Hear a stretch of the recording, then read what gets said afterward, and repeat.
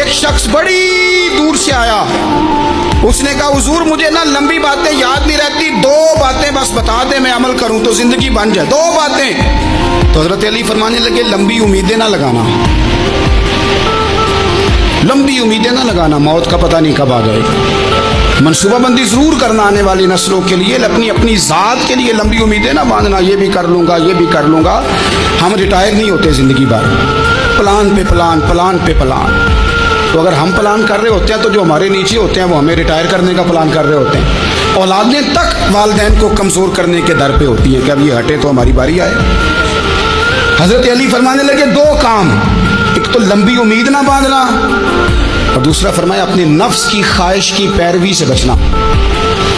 دنیا میں رسوا وہ لوگ ہو جاتے ہیں جو اپنے نفس کی خواہش کی پیروی کرتے ہیں, وہ بزدل ہو جاتے ہیں جو خواہشات نفسانی کے پیچھے بھاگتے ہیں. یہ کام نہ کرنا. تو تنہائی